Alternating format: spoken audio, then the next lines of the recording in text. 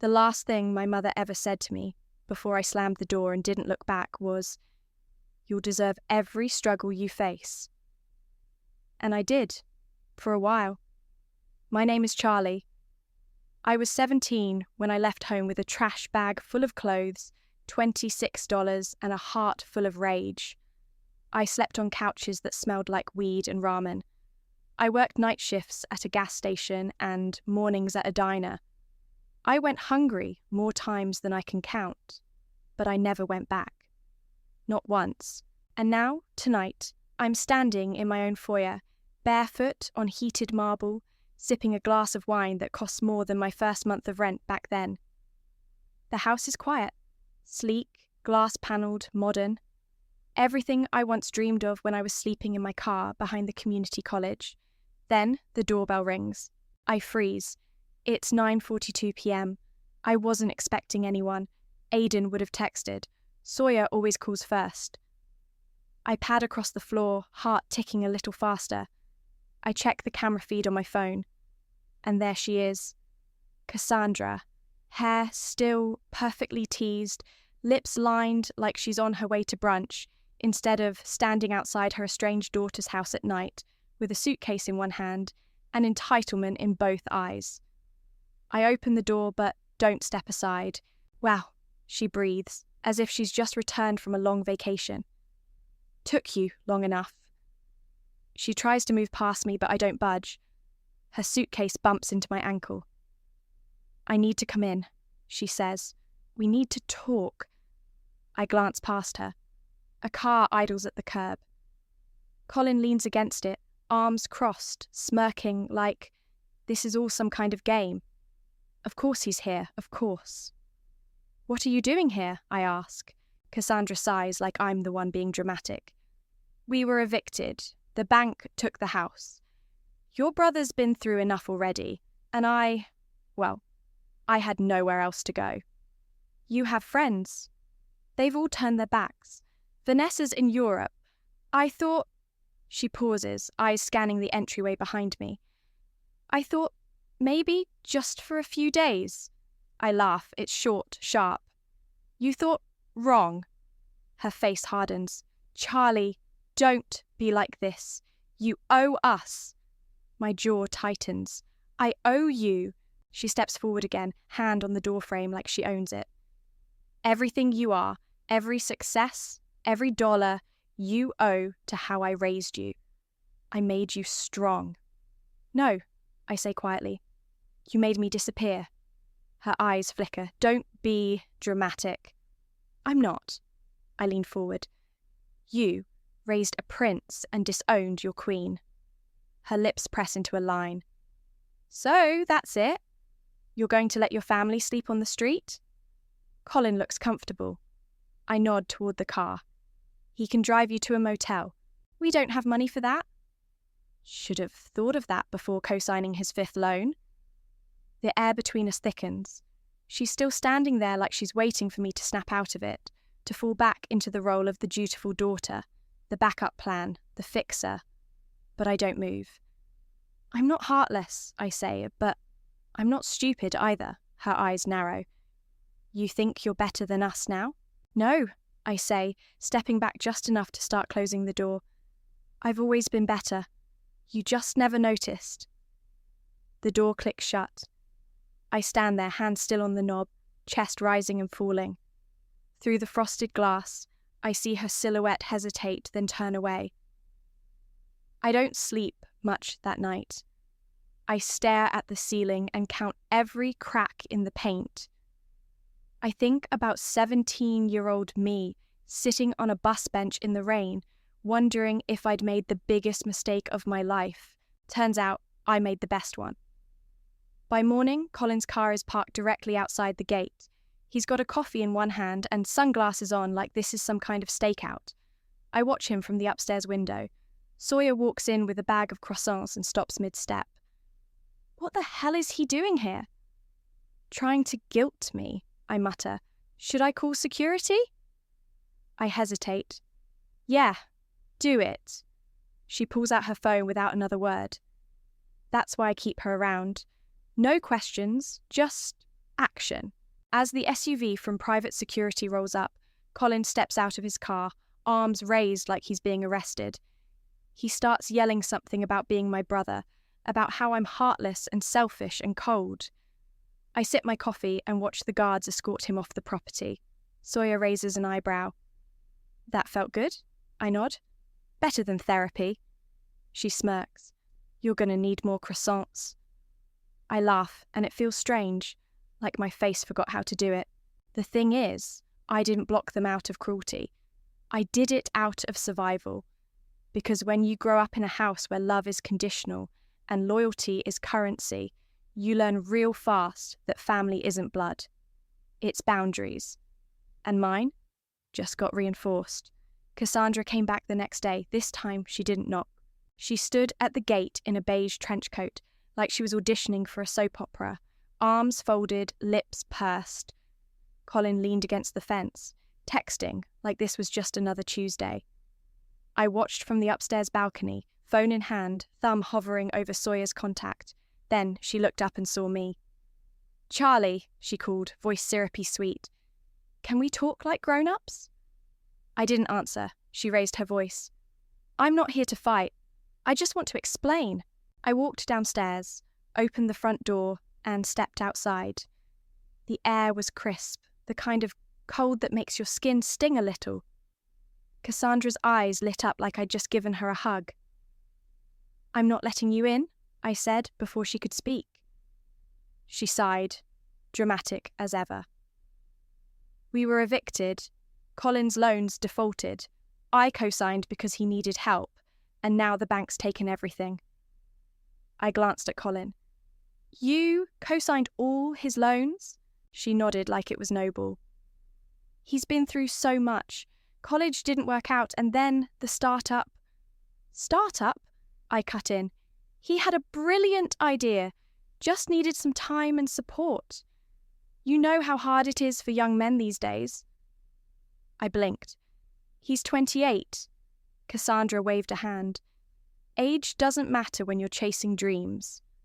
I turned to Colin. What dream was that? Selling vape pens shaped like grenades? He smirked. They were tactical wellness diffusers. I almost laughed. Almost. Cassandra stepped closer. I know we've had our differences, but you have a guest house.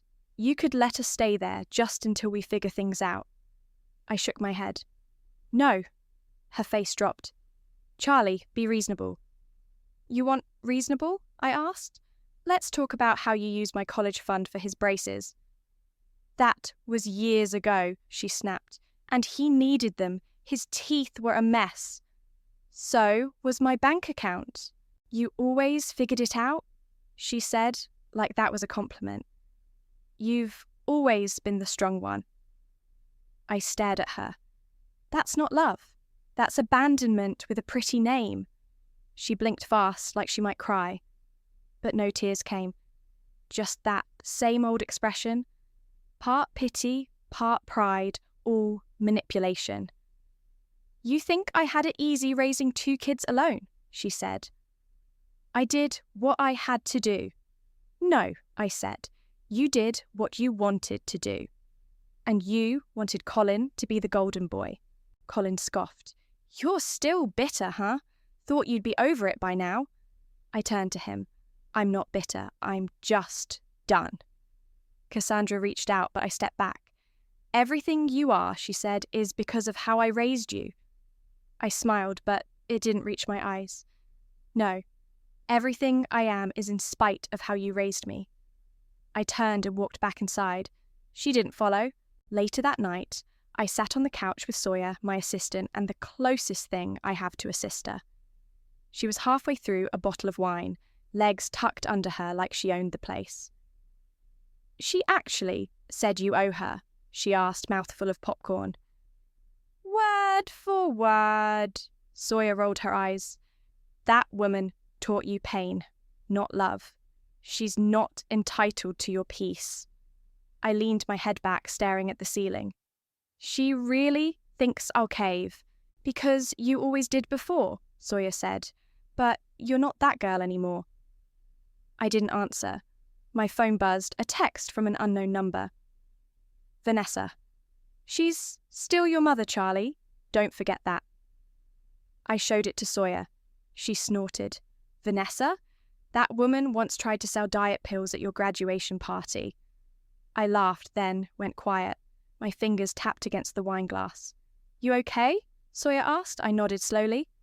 I'm just tired of the guilt, of the games, of being the only one who ever had to act like an adult. I stood up, walked into my office, and pulled out a folder from the locked cabinet. Inside were the documents from when I bought the house, through a trust, under a different name, just in case. I picked up my phone and called Emmett. He answered on the second ring. Charlie? I need to make a move, I said. Quietly. He didn't ask questions. When? Soon. I hung up and stared at the paperwork. Let the games begin. The next morning, I changed the gate code. Colin tried to get in around noon. I watched from the camera feed as he punched in the old code 3 times, then kicked the gate. Sawyer leaned over my shoulder. Should we send him a fruit basket? Maybe a stress ball? I smiled. Nah, let him stew.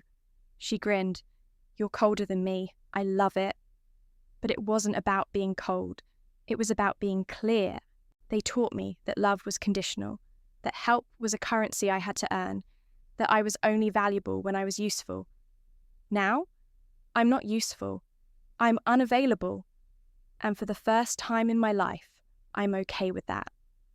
The group text lit up before I even finished my coffee.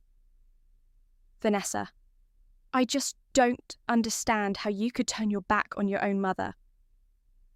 Uncle Ray, she's not asking for much. A roof, a little kindness. Aunt Tilda, family is family, Charlie. You only get one mother. I stared at the screen, my thumb hovering over the reply button. Then I turned my phone off and tossed it onto the counter. Sawyer walked in, holding 2 iced lattes like she was delivering medicine. You look like someone just told you Crocs are back.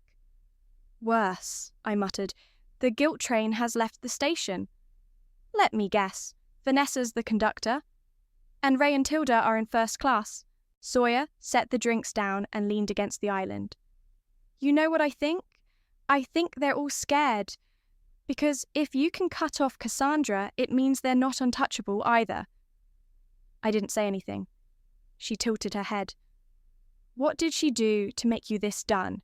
I opened the drawer next to me and pulled out an old manila envelope. Inside were copies of my college applications, part-time job pay stubs, and a letter I'd found years ago, buried in a filing cabinet at the community centre where I used to volunteer. I handed it to Sawyer. She read it in silence, then looked up. She took out a loan in your name? $20,000, I said. When I was 20.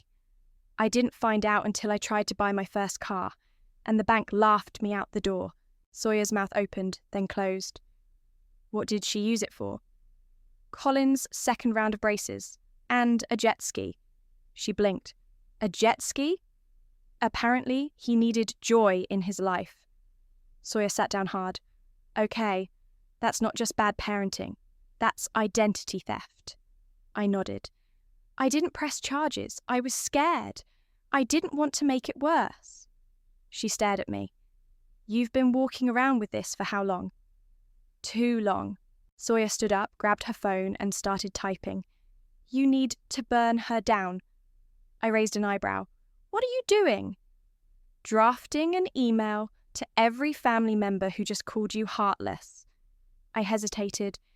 It feels petty. No, she said, eyes flashing. It's facts. And facts aren't petty. They're receipts. I walked into my office, opened my laptop, and started pulling up the digital copies. Loan documents, credit reports, screenshots of texts from Cassandra saying, You always bounce back. You don't need the help. I attached them all. Then I wrote, To everyone who's decided to weigh in on my boundaries. You're entitled to your opinions, but not to my silence. Attached is a full financial trail of what Cassandra did with my name, my credit, and my future. I rebuilt everything from scratch while she gave Colin every excuse in the book. Don't ask me to save her. She stole from me first. I hit send. An hour later, my phone was blowing up again, but this time it was different. Vanessa, I had no idea. I'm so sorry. Uncle Ray, wow. I'm speechless. Aunt Tilda, I feel sick. I thought she was just struggling. Sawyer walked in, holding a bag of chips. You just dropped a bomb. Feels more like a cleansing fire. She grinned. What now? I call Emmett. I pulled out my phone and dialed. Charlie, Emmett answered, ready to move forward? Yes, I said. List the house. Quietly. Under the trust name. There was a pause. You sure? I'm done living in a shrine to pain. He nodded. I'll get the paperwork started. After I hung up, I walked through the house, barefoot on the hardwood floors. I stopped in the living room, where the sunlight hit the glass coffee table just right. I remembered the first night I moved in, how I sat on the floor with takeout, crying into lo mein, not because I was sad, but because I'd finally done it. I'd made it, and I'd done it alone. The doorbell rang. Sawyer peeked through the peephole. It's her. I opened the door. Cassandra looked different this time. No trench coat, no makeup, just a tired woman in a faded sweater holding a folder. I just want to talk, she said. Daughter to mother. I didn't say anything. I saw the email, she went on. You didn't have to humiliate me. I raised an eyebrow. You humiliated yourself. It was one mistake. It was a pattern, I snapped. You gambled with my life so Colin could have comfort. She looked down. I didn't think it would hurt you. That's the problem. You never thought about me at all. She held out the folder. This is everything I have left. Bank statements, debt. I'm not asking for money. I just wanted you to see I'm not lying. I didn't take it. I'm selling the house, I said. You won't be able to come here anymore. Her eyes widened. You're what? I'm done living in the past. She opened her mouth, but I shut the door before she could speak. Sawyer was waiting in the hallway. You okay? I nodded. Yeah, for the first time in a long time. She held out the chips. Want to celebrate with emotional eating? I took a handful. Let's burn it all down, then rebuild. And that's exactly what I planned to do. The for sale sign didn't go up in the yard. It didn't need to. Emmett had a buyer lined up before the ink was even dry on the paperwork. Quiet sale. Private listing. Just the way I wanted it. Cassandra kept circling like a vulture. She showed up again 2 days later, standing at the gate with a Tupperware of something that looked like lasagna. I didn't open the door. She left it on the front steps like I was a stray cat she was trying to coax back. Sawyer kicked it into the trash with one boot. You think she poisoned it? I think she's desperate. She should be, Sawyer muttered. You've got her cornered and she doesn't even know it. Inside, the house felt different. Lighter, like it knew it was about to be free of its ghosts.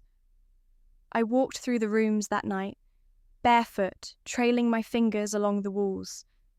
The guest house lights were off. I stopped outside its door and stared at the empty porch. Cassandra had begged to stay there. It's just sitting there, she'd said. You wouldn't even notice us. But I would. I always noticed when she was near. Her presence was like mildew. Quiet, clinging, toxic. I sat on the cold marble floor of the master bathroom and let the silence wrap around me. The first night I moved in, I did the same thing. No furniture, just a sleeping bag, a bottle of champagne, and a single plastic fork for takeout. I'd cried then, not because I was sad, but because I'd won, and no one had been there to see it. Now, I didn't cry. I just breathed. The next morning, Aidan showed up. He leaned against the kitchen island, hair still damp from the rain, holding a coffee for me like it was a peace offering. "I heard," he said, "about the house. About everything." I took the cup and sat down. "You think I'm being cruel?" He shook his head. "Cruel? No. Calculated, maybe. But sometimes survival looks like strategy." I looked at him. "You've known me longer than anyone. Do you think I'm doing the right thing?" He took a breath. "I think you're doing the thing you need to do, and that's enough." We sat in silence for a moment. The kind that doesn't feel heavy, just honest. "You built something sacred here," he said finally, "but it's not the house." I didn't answer. I didn't need to. Then the doorbell rang. Sawyer opened it before I could get up.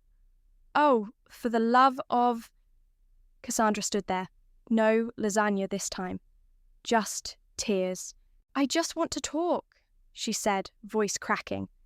"Please, daughter to mother." I didn't say a word. She stepped forward. "I know I messed up. I know I wasn't perfect. But I'm still your mother." Still your mother. Like that was supposed to erase everything. "I don't know what you want me to say," I finally said. "I want you to see me," she said. "Really see me, not the villain in your head." I stared at her. "You want to be seen? Fine. I see a woman who let her daughter sleep in a car while her son crashed a BMW." Her face twisted. "That's not fair." "No," I said, it's exactly fair." She looked like she might fall apart. But I didn't move. I didn't soften. I didn't invite her in. She stood there for a long time. Then she turned and walked away. Sawyer closed the door behind her. "You okay?" "Yes," I said. I didn't flinch. That night, I started packing.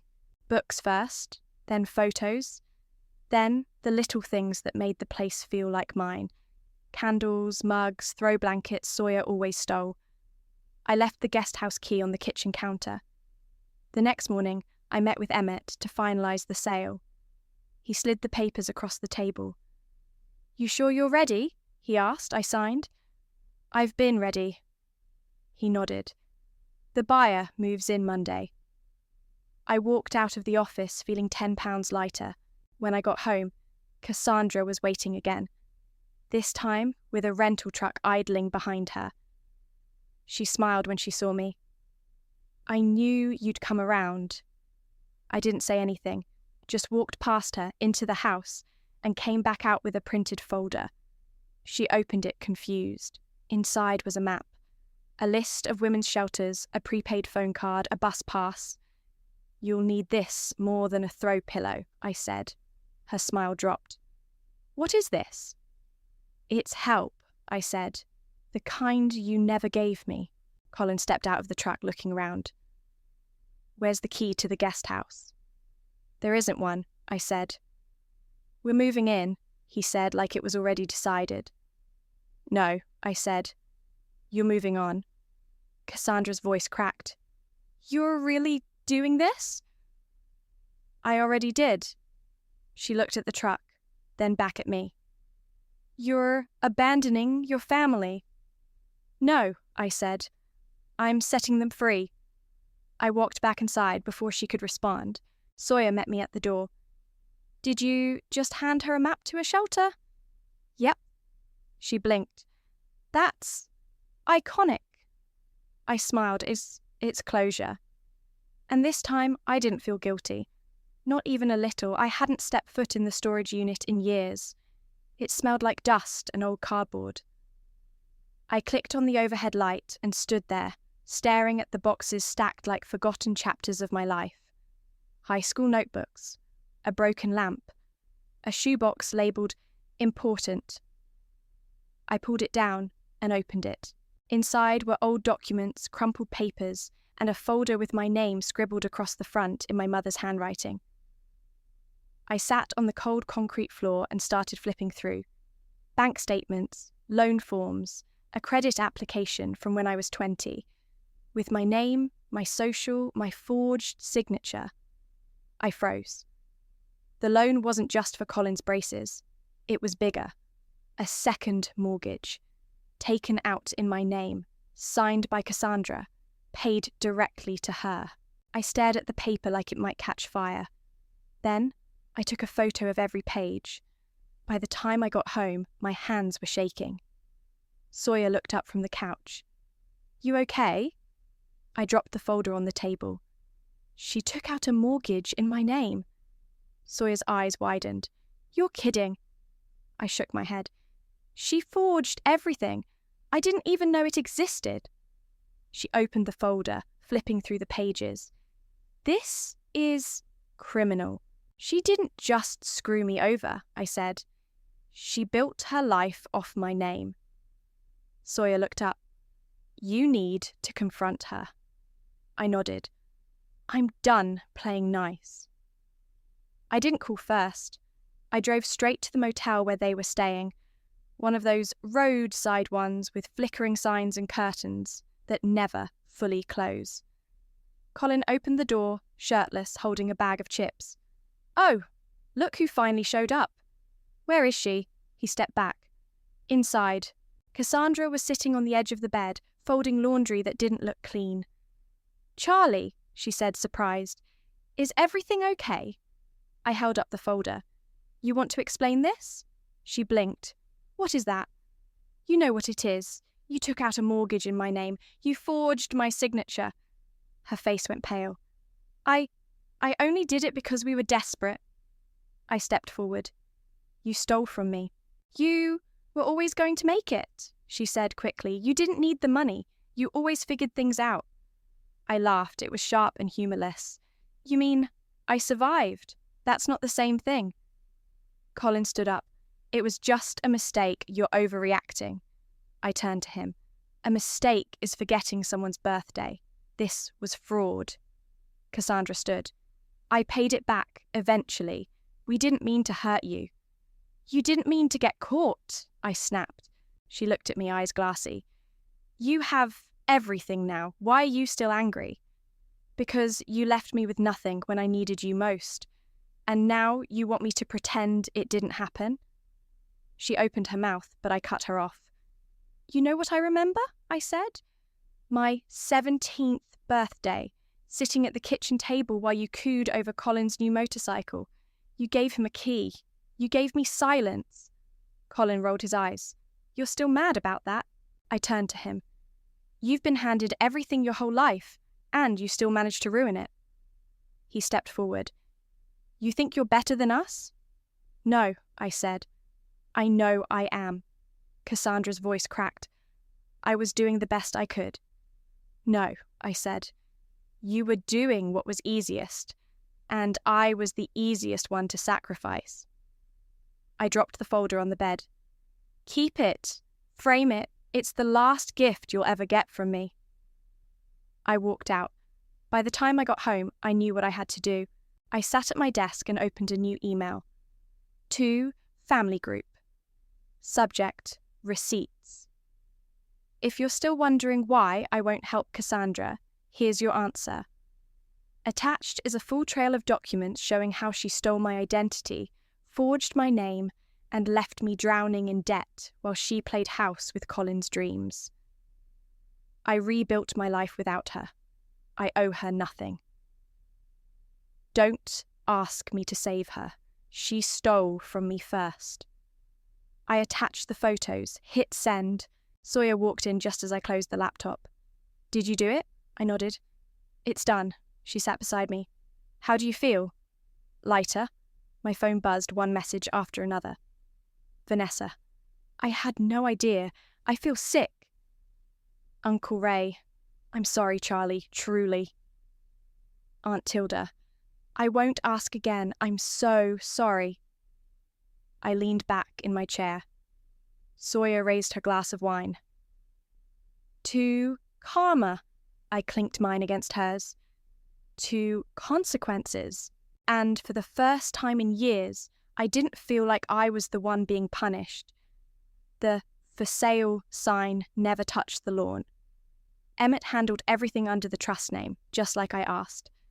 No flashy listings, no open houses, just a quiet transaction and a closing date. Friday. 2 days. I stood in the living room, boxes half packed around me, staring out the window, like the house might say something before I left it behind. It didn't. It just stood there, still and silent, like it understood. Sawyer walked in, holding bubble wrap and a half-eaten croissant. "You're really doing this?" "Yep." "You sure?" "No," I said, "but I'm doing it anyway." She nodded. "Power move?" Aidan showed up that evening. He brought wine and that soft look he always gave me when he knew I was about to do something hard. "You look like someone who just buried a body," he said, handing me a glass. "Close," I said. "I'm burying a chapter." We sat on the floor, backs against the wall, surrounded by half-packed memories. "Do you think I'm cruel?" I asked.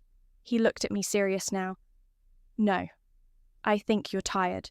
And tired people make decisions to survive." I sipped my wine. "It feels like revenge." "It's not revenge," he said. "It's reality. And sometimes reality is brutal." I nodded. "She still thinks I'm going to change my mind."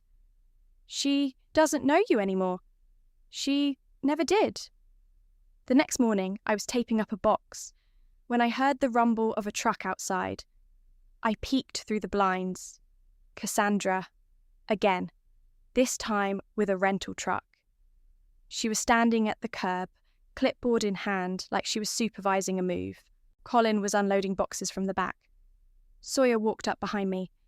"Tell me, that's not what I think it is." "She thinks she's moving in." Sawyer blinked. "Into the guest house you never offered her?" "Yep." I opened the door and stepped outside. Cassandra beamed. "I knew you'd come around."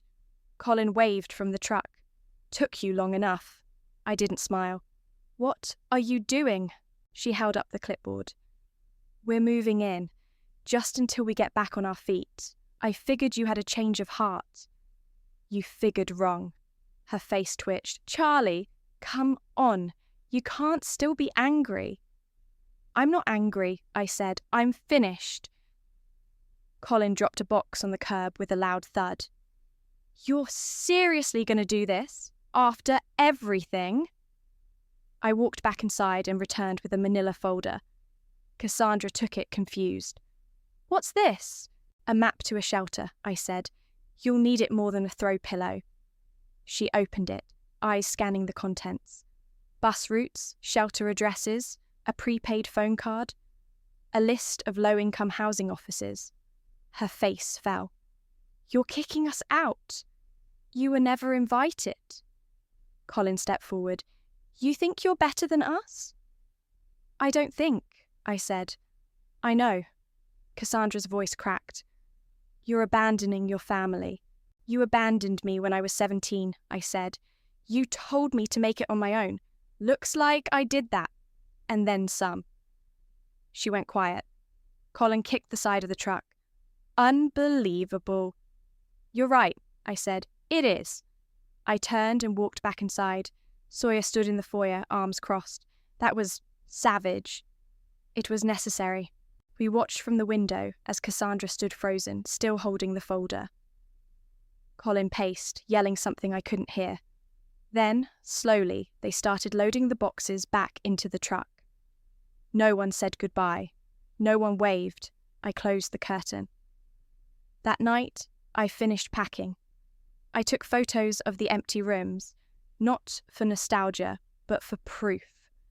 Proof that I'd built something, that I'd lived here, that I'd left it better than I found it. The house was never mine forever. It was a stepping stone, a fortress, a proving ground, and now it was someone else's turn.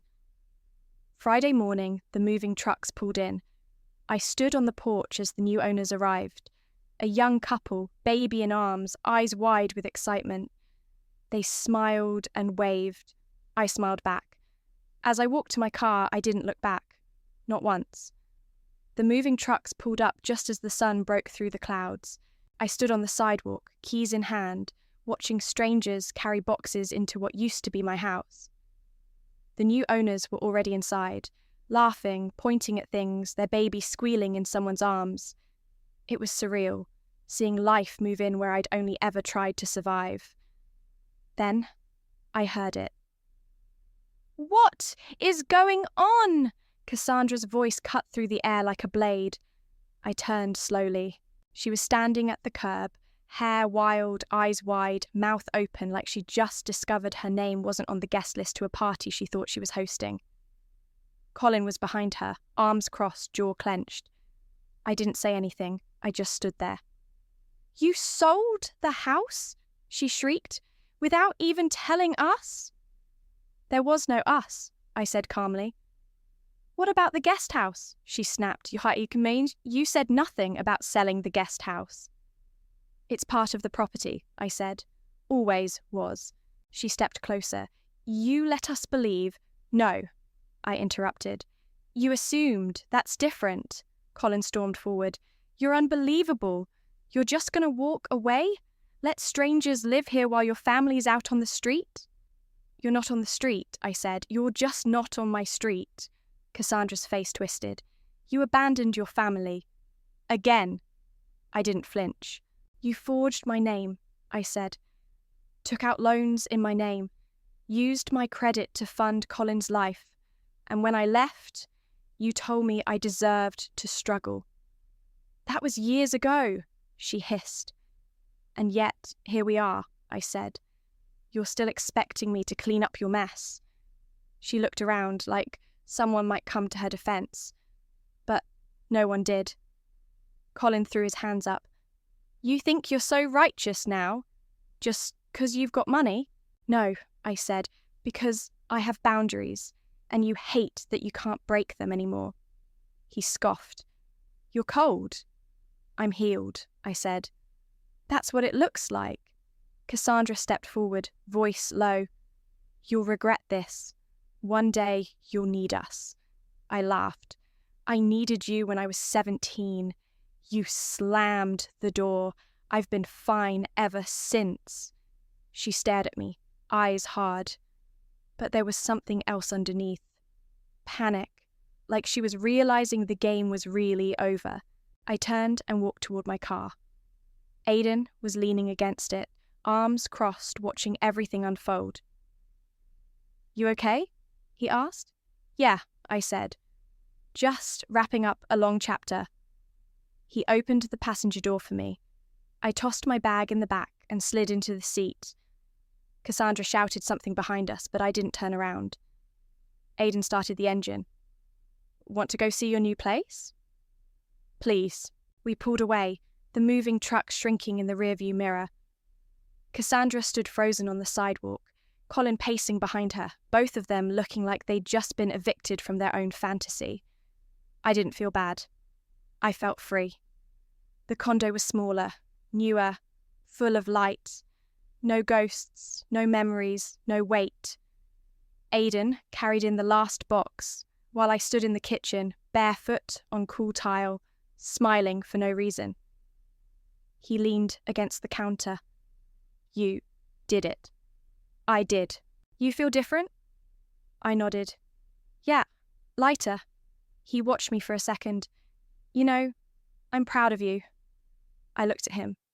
"For what?" "For not going back." I smiled. I was never going back. He stepped closer. "You're not alone anymore, Charlie." I didn't say anything. I just reached out and took his hand. And for the first time in years, I laughed. Not because something was funny, because it was finally over. The shelter was quiet when I walked in, the kind of quiet that comes after chaos. A few women sat at a long table, heads down, eating cereal from mismatched bowls. One of them glanced up, nodded politely.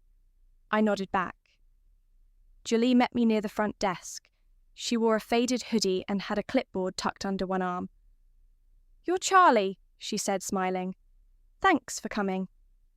I handed her the envelope. Inside was a check, a stack of gift cards, and a handwritten note. She flipped through it, eyebrows raising. This will go a long way. I hope so, I said. It's not charity, it's repayment. For what? For the next girl who gets kicked out for growing wings. She studied me for a second. You've been through it? I have, I said, but I'm still standing.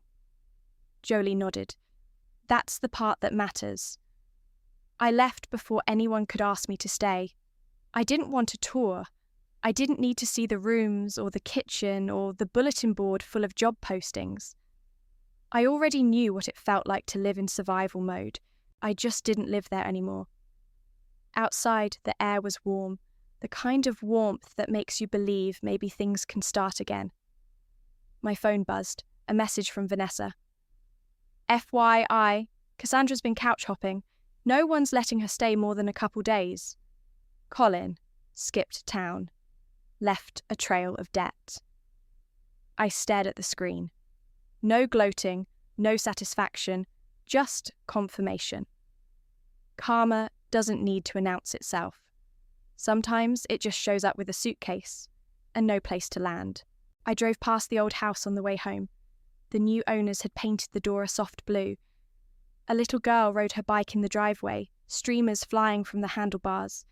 Her mum stood nearby, laughing, holding a baby on her hip. The house wasn't haunted anymore. It was loved. I didn't stop, just slowed down long enough to smile. Back at the condo, Aidan was waiting on the rooftop patio. 2 drinks, a blanket, that look in his eyes that said, I see you even when you don't say anything. I sat next to him and took the glass. You okay? He asked. I am. He raised his drink. 2 fresh starts. I clinked mine against his. 2 earned peace. We sat there for a while, watching the city lights flicker on one by one. You ever think about what you'd say to your younger self? He asked. I thought about that girl, 17, scared, hungry, sitting in a bus station with a trash bag full of clothes and no plan. I'd tell her she wasn't crazy, I said. That leaving was the bravest thing she ever did. He nodded. And she'd believe you? Eventually. I leaned back, staring up at the stars. She thought she raised a doormat, I said quietly. Aidan looked over. Yeah? I smiled. But she accidentally raised a damn gatekeeper. And just like that, I let it all go.